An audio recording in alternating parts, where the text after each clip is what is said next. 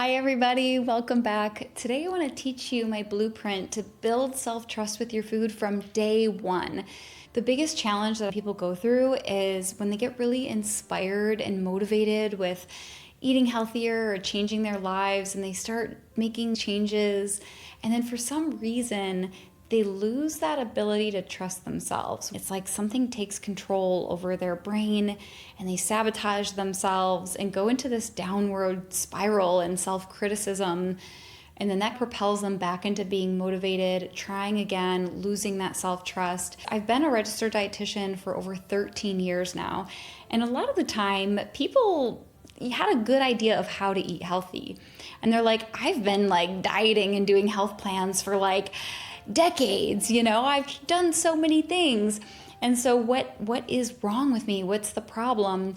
And they weren't understanding why they were losing that self-trust.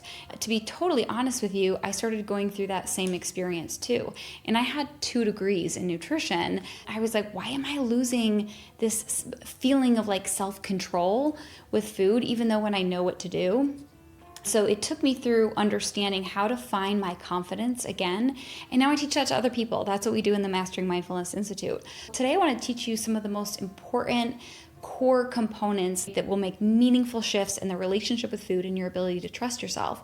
When you do this, everything feels so much easier. You're not in this willpower battle of don't eat this, I should, I shouldn't. It feels very peaceful.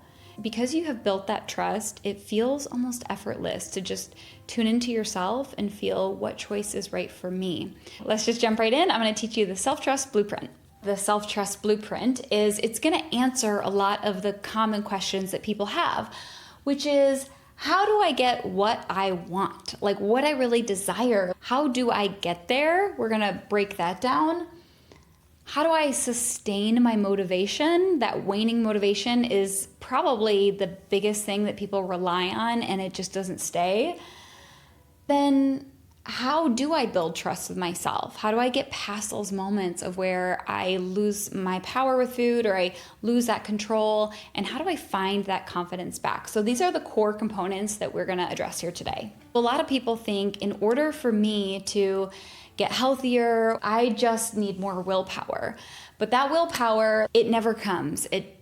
They just never end up having more willpower that sustains. Or if I just could cut out sugar. But how long does that last? Maybe you cut out sugar for 30 days, but then the holidays come and you end up binging on all the sugar, or you go on vacation. And so that doesn't really work if you go through a phase of I cleansed from it and then I binged on it at some point. Tracking. Usually with food tracking, people think that it gives them this sense of control and power, and it does temporarily, but most people stop tracking either after a few days or a few weeks, or sometimes even by 3 o'clock, you'll be all right, I'm done with this. So it's tracking doesn't work well. And this is suppression. I forgot a P in here, so it's hard to read. Suppression.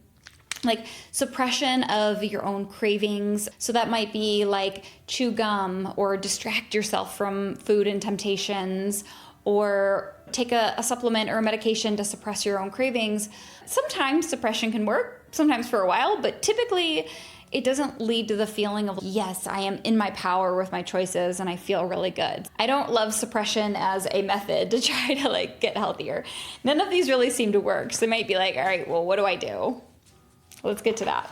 Here's the whole core of the philosophy of rebuilding self-trust. So most of the entire world is focused on what food do I eat? And that is really important. The food choices that you make is important for your body, for your health. But because all of the attention and awareness is all out here on what food do I eat, a lot of people sabotage themselves with the food that they eat, and they're left with this confused, why can't I do it? I know what to eat.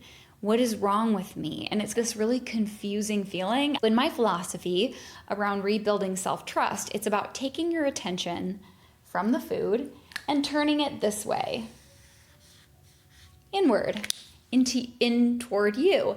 And then it becomes enlightening. And it's now I'm starting to bring my attention in here and understand myself. And we're going to go through that. What are all the parts of ourselves that we want to start to understand to rebuild self-trust?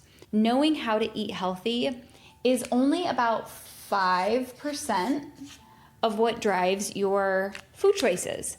Most people don't know that. They don't realize that knowing how to eat healthy is only about 5% of the influence on the food choices that you make. And that's all that we focus on in the health world. While this 5%, knowing how to eat healthy, it is important. It's a valuable skill you want in your tool belt. What is more important, often overlooked, is the other 95%, which is what's happening in here, in your thoughts, the things that create your cravings, your drive for food. Because this isn't talked about and known about, most people don't consider it. We're just given like a list of foods, and it's like, eat these things on a piece of paper, but we're not robots. We don't just read something and do it. We're not robots like that. We have thoughts, we have emotions, we have cravings. When you don't understand what's happening in here, it's like you have this experience. What's wrong with me? There's nothing wrong with you. There's this, which is like understanding what's really happening. And this will create so much more compassion, self-trust of knowing what is actually driving and behind your food choices. Here's step 1 of our blueprint, which is going to answer the question, how do I get what I want? Or what is it that I do want? For many years, I would ask people before they would come into my program, tell me about what you really desire. And they would say, I'm so tired of just like going through these repeated days of where I keep trying and then I keep sabotaging myself and I'm grabbing the wrong foods and I'm feeling really frustrated and I'm so hard on myself and I'm confused. And they share with me all those things that they don't want. I think of it like a kid riding a bike and you're like, don't hit the tree, don't hit the tree. And the kid is just like, what? The tree? And then they go run straight into the thing that they don't want. Most people focus on all the things you don't want, but rarely get connected to what you do want. And you move towards the thing that you think about. If you're constantly thinking about like, I don't want to eat that food, I don't want to eat that food, I don't want to eat that food, and it pulls you toward it, and it starts to hold its power over you. But the number one important thing is to get inspired by what you do desire and letting it pull you toward that. It's hard to move toward a destination if you don't know what you really want and desire and what that looks like and what it feels like. What's amazing is when you really connect to that, you can start embodying it on day 1. So your vision is getting really clear on like what you really want. And the focus here is not to focus on what you don't want. Your vision is allowing you to just get inspired and pulled from deep in your heart of what do you really desire. And it's okay if you don't have the answer. If you're like, I actually don't know, I've never really thought about it. I spent my whole life thinking about what I don't want. That's okay. This is a new beginning. This is a new step forward. I know this will be uncomfortable for you. This is everything I have all of my Mastering Mindfulness students do before anything. Because it's hard to grow if you don't know what you're growing towards. That's where a lot of people jump around doing different things without fully like committing to a path or what they really want because what they desire isn't clear. Or sometimes we have been so conditioned to believe that this is what you should want. You should want a body that looks like this. You should want to eat this certain way, whether it's from just our society or maybe that's what a parent told you that you should want. Sometimes it takes a clearing of those things in our conditioning to get clear on like, what do I desire? What would feel good for me? I don't want to tell you what you should want or how you should eat or how you should look or how you should live your life. I want you to feel connected to it and inspired and pulled by it. So the first thing you can start to explore is just some of the specifics. What are some things that you might like to include into your life that would help you in your expansion and who you're really becoming? Like, I'm the type of person who chooses to eat slowly and connected with their food and really seeing a meal as though it really matters and it's a way to care for my body. I do things that care for my body every day. Maybe I do some kind of a movement, whether it's just like a walk or whether it's maybe I'm pushing myself, like whatever specifics you can see that you genuinely want in your life. What's really important about specifics is that this is ways that you can explore creating your life, but it's not accountability. Specifics are not like, I'm going to work out 3 days a week. It's not a plan. It's not rigid. It's not rigid structures and goal setting. It's just, what is the kind of life that I really desire? The next part of your vision is, how do I want to feel? I want to wake up feeling like I genuinely trust myself and that my actions are driven because I love myself and it feels peaceful. It feels connected. I feel patient with myself. I feel inspired. How do you really want to feel? One of the most important things that pulls us toward a vision is actually feeling. This is one of the most important parts that I think that we leave out. It's not a vision board. It's not like, oh, I'm putting things that I want out there. It's, how do I feel in here? And what's amazing about feeling is I can begin feeling those feelings right now without needing anything else to be different. Identity is another piece to the vision, which is, who do I get to become in order to fulfill my desires? Because what a lot of people do is they start from the outside and they try to use that to change the inside. And then there's friction. For example, let's say you try to have healthier habits, but you believe that you don't have time for yourself. Now, those two things are in conflict, and there will always be friction there. If you start from the inside, I get to become the person who values time for themselves. That's part of your vision. In order for me to have the life that I desire, the things that I desire, who do I become now in order to fulfill that vision? For me, part of it was, I am the person who checks in with themselves. I can choose to do that starting right now, and that's going to tell me what I'm needing throughout the day. I'm the kind of person who is willing to learn about themselves. I love learning about myself. That is part of my vision in order for me to grow. I love loving my body and caring for it. I can begin that now and let my habits and my things flow through there. What I usually have people do is to spend time, and this evolves over time, but just writing out, like, what do I desire, and not being afraid of what you desire. If you're afraid because you don't feel worthy of it, or because you don't feel like you'll actually ever get there, staying away from your desires because you're afraid of that will keep you from your desires without even trying.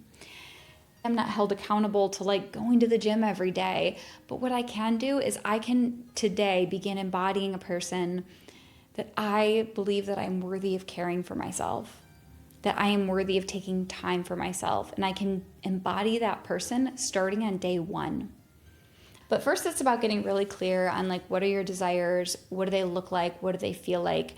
And not just thinking about it in your head, but putting it pen to paper. I have all my Mastering Mindfulness students write it out. We write it out together, and then spending time actually meditating on it and seeing it and feeling it. And what happens is if you do that every single day, you start living from that. You start feeling so connected to your vision that you start embodying it and living it. So it always starts in here. Step number 2. How do we create motivation that doesn't really fade? A lot of people rely on motivation, and motivation is like a sparkler. It gives you that quick burst of energy. And when we have motivation, we love it because we think it's going to last forever. But we all know that that doesn't end up happening. So when you rely on this motivation, that's what ends up creating like on and off and on and off. And so one of the most important foundational things that I have people do is to create their why. And it's very well known that anyone who has a very strong why will figure out the how to get there. When you know why you are doing something, it will pull you all the way through to building self-trust. And so your why is like the purpose. It's the deeper reason that you are taking this journey. Maybe it's changing your life. Maybe it's finding deeper love within yourself, within your body, with whether it's health related or not health related. This is connecting to like your deeper purpose. And what I realized for myself was that when I was just like, oh, I just want to lose weight, I understand that that can be important and from a health perspective and from an emotional perspective, but it only goes so deep. It's like kind of on the surface. And if you were to go a layer deeper and it was like, well, why does that really matter? Maybe it would be, if I like lost weight, if I got healthier, my energy would be better and I would be happier and my body would feel physically better. And we go one layer deeper. Why does that matter? If I had more energy, I would create things from a place of excitement. Maybe I would do certain things that I always wanted to do that I just don't have the energy for. Or if my body physically felt better, I'd be more inspired to exercise and to travel more, and I would be able to do so many more things that I really love. And it's like, well, let's go deeper. Why does that matter? We go like one layer deeper, right? One layer deeper, one layer deeper, one layer deeper. Well, if I'm creating the things that I love because I have the energy and the inspiration and my body physically feels better and I'm doing things that bring me more joy, I'm getting outside and riding a bike and I'm traveling and I'm doing these things that fulfill me, it feels like it would bring more meaning to my life. I would be in more connection with other people. I might feel more love with a partner or with friends. Wow, that's beautiful. You have more love, like more connection. Okay, let's go deeper. Why does that matter? Well, if I'm experiencing more love and more connection and more inspiration, it feels like the reason for me existing. It feels like the reason for me being here. Whoa. So if you really did this, you'd be connected for your, like, a deeper reason for existing. Like, whoa, that's so big. And for me, I remember when I was creating my why, and I was asking myself, like, I know I need a deep reason, because sometimes as you move through building trust with yourself and you're bringing your attention to yourself inward, sometimes it doesn't always feel good. Sometimes it feels really good because you feel more love and you feel more gratitude when you're in connection with yourself. And sometimes it sheds light on some of the things that you've been struggling with, and that's not always easy. But I have a deep desire to know the truth and to know myself. And when I do, when I really trust myself, when I finally got to the place for the first time I wanted to continue like eating something that just wasn't serving me, and I said, wait, this doesn't honor me right now. This isn't what I want. And I felt strong enough to walk away. That feeling of I did that for myself and for my body and trusting myself was truly extraordinary. And there was nothing that felt better than that.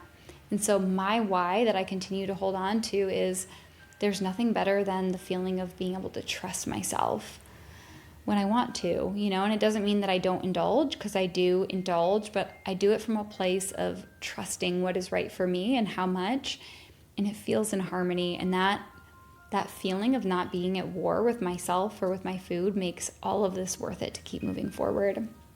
And also, I've just loved getting to learn about myself, that now, recently I updated my why, that like self-exploration is one of the reasons why I'm here, like to get to know myself deeper. It's become amazing and a really big part of my why. So your why, you also want to put pen to paper. Why does this matter to you?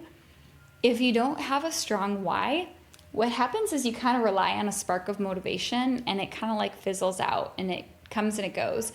A why is one of the most important things that I have all of my students do as well.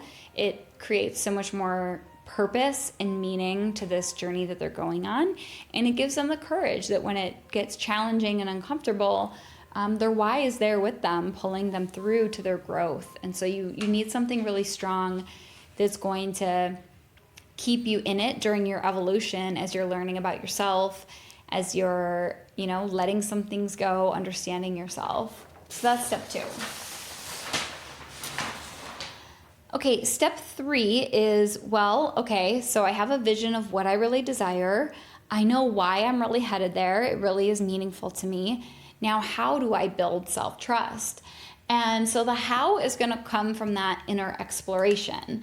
So let's say this is you, or this is Bob or Sally or whoever this is, and they're ready to build self-trust.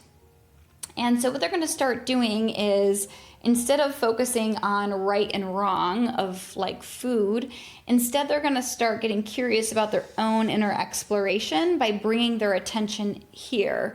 So what you might start noticing is the things that actually influence the food choices you make, that 95%.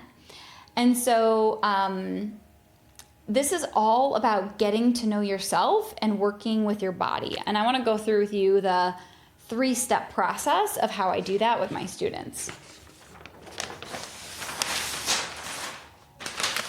So this is, I'm going to break down for you the method that we use, the Mastering Mindfulness method that we use to do this inner exploration and to rebuild that self-trust.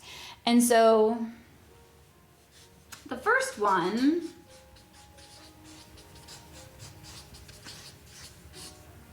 the first part of the method is having awareness, building awareness. And awareness is what you put your attention on. So, for example, if I said, pay attention to your right big toe, you might move your attention there and you'd start feeling like your sock or the ground or your skin or your clothes. You would start moving your attention there. If I said, move your attention to the tip of your nose, you could probably move all your attention there. So your awareness is about moving your attention around, and this is how we learn about ourselves. And there's a lot of different things that we can learn when we start moving our awareness. Most people don't use awareness, and so they live their lives on autopilot. So they'll go about their day impulsively grabbing a food or eating at a certain time without actually questioning, is this the time that my body needs food? And without using awareness, you kind of stay stuck in this loop of why do I always do that? What's wrong with me? And with awareness, you start to understand your thoughts, your feelings, your cravings, all the things that actually influence your food choices. What's amazing about awareness is it starts lifting a veil. You can start to see more clearly. It's like taking your glasses off or putting glasses on or whatever. You can see more clearly of why you do what you do. And to me, awareness took me the whole way there until I learned what was driving my food choices so I could build trust with those food choices. It truly is the key. So what are the things that you want to start to be aware of? You want to start to be aware of your thoughts. Your thoughts are you might notice that, and at the end of the day, you make a food choice driven by, oh, I deserve this. And that's fine, you can, but sometimes when you don't hear what thought is driving a food choice, it can create a little bit of not being able to trust yourself. When you work with that thought, do I deserve this? You might start asking, well, instead of do I deserve it, do I actually want it? You start to see what kind of thoughts influence your behaviors. Sometimes we have thoughts that go all the way back from childhood. I would love to take care of myself, but I don't have time. Taking time for myself is selfish. I can't do it. I always fail. The purpose of our mind is to protect us and to keep us safe and to keep us from moving forward. Without awareness of your thoughts, you kind of believe that they're all true. They're not all true. Your mind is designed to like keep you safe and to keep you the same. Without awareness of your thoughts, you kind of end up staying in this protective box of like never stepping out of your comfort zone. Because if you've struggled before, you're probably going to have this fear-based thinking that nothing will ever change. And the problem is with that way of thinking, you stop all possibility. Nothing else can change or happen or grow with that way of thinking. The other things you want to become aware of are things like your cravings. When you have certain cravings for food, what does it feel like inside of your body? Cravings for food help give us protection. It helps to, when we eat certain foods like sugar, it helps us feel better. It helps us avoid a pain. It helps us create pleasure in our bodies. So you want to really get to know, what are the cravings telling me? And then you also want to get to know like your hunger and your fullness. Hunger, fullness. These sensations between cravings, hunger, and fullness, they feel differently in the body. So these are different types of communication. Cravings are going to be more of like that magnetic pull toward food, and hunger and fullness is going to be the actual need for food. And so these are all like different signals from your body that you need different things. You also might want to start having awareness of like your patterns. So your patterns are going to be like, that's how you get to know some of your challenges. You build trust with what you're really needing when you understand yourself. So your patterns. I don't know if you see that. Patterns. Your patterns are like, maybe I come home from work at 5 o'clock and I'm ravenous, and that is my, self-sabotaging moment of where I really struggle and I lose self-trust. It's in that moment that is full of wisdom. Like, it's full of so much wisdom for you to learn from. And when I used shame and judgment of my patterns, I never learned from them. I was forever stuck in these loops, and they just kept repeating, and I kept using motivation, and I tried to re-motivate myself to like get inspired and not do that again, but the pattern kept repeating itself. So until you understand what's happening inside the pattern, it's going to keep repeating itself. Every pattern has important and valuable information for you to learn from. It wants to tell you something about your needs, something about yourself. So learning about our patterns can be one of the most insightful things to rebuild our self-trust with food. It's going to show you why you've lost self-trust. And so within that pattern, you want to explore what's happening at that time. What am I feeling? Am I having a craving? What is that craving telling me that I need?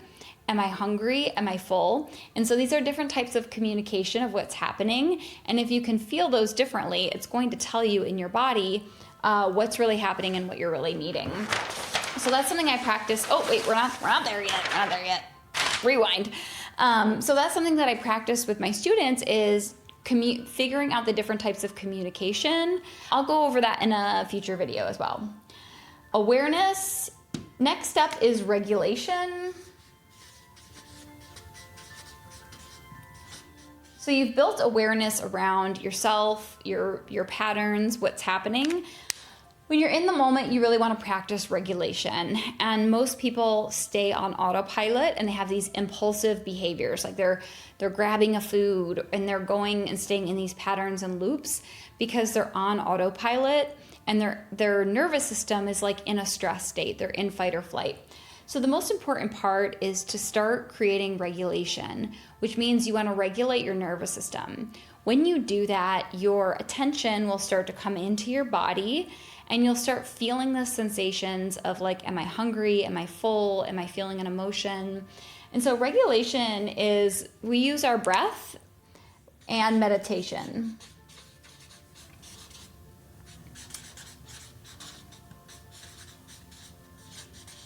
What that does is it lowers your stress hormone cortisol and it allows you to get an accurate feeling of these sensations.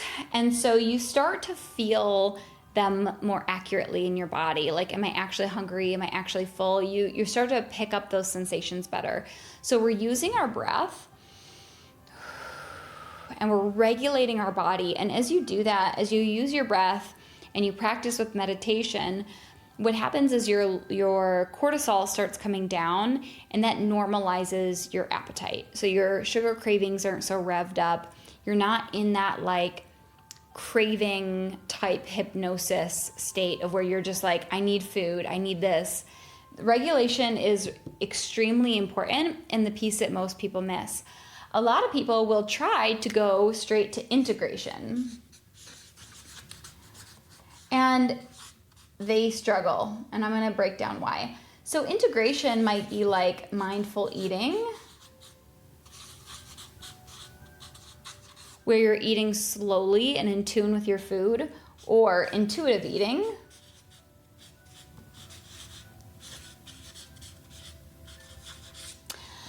where they're listening to their body, whether they love the idea of like, when I eat, I let my body guide me. But a lot of people struggle to practice intuitive eating. Before I knew about this process, one, I didn't know what was happening about why I was struggling. I didn't regulate my body and my nervous system. And I tried to go straight to mindful eating and intuitive eating. And I was like, why am I so bad at it? I can't trust myself. It feels painful to slow down. I can't listen to my signal. I can't listen to my body. This doesn't work for me. So I have to go back to like tracking and having accountability and suppressing my cravings, and that wasn't the answer either. What I was really missing was these steps. It's very difficult to listen to your body and its signals and its cues if you're in a fight or flight stressed state, and that's because all of your attention is up here in your mind. It disconnects the areas of your brain that allow you to feel the sensations of actually being hungry or full. And so like intuitive eating, mindful eating, listening to your body, it actually doesn't work.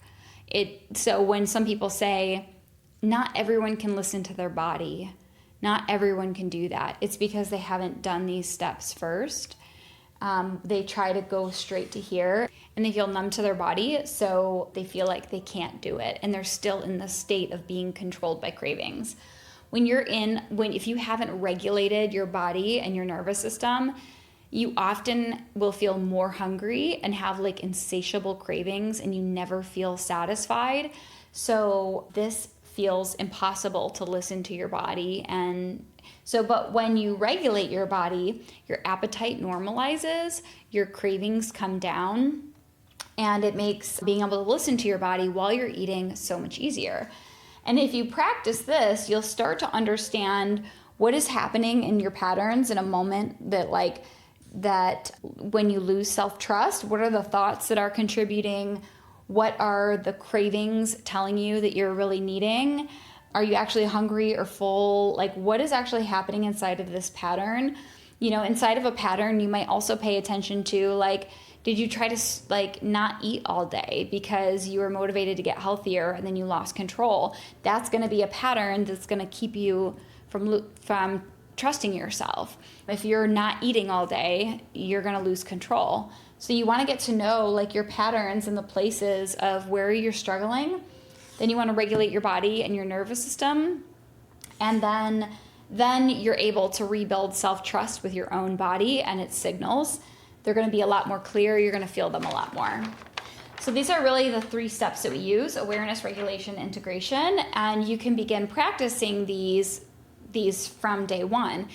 This is a process. It's not going to look perfect at first. It might be a little bit messy. Like for me, it took me a lot of time, and it does, it takes my students time, but you take it moment to moment, and you just start by being willing to have some awareness with curiosity and love and compassion and regulating your body. I like to do meditations. I have my students do short 5-minute meditations, and it gets their body like regulated and out of that state of fight or flight. If you're in that stressed state, you're going to have a revved up appetite, revved up sugar cravings, and it makes it really hard to trust yourself. And then the integration is where the practice really comes in. So I see this as almost like learning how to play the piano. You're practicing through repetition, you're practicing with curiosity, and the thing that's really guiding you is the vision of what you really desire and the purpose of how your life will be different, how it will really truly feel. And so don't skip those parts. I want you to really connect to that. Like, what would life look like if you were just in tune with your body and you really just trusted yourself?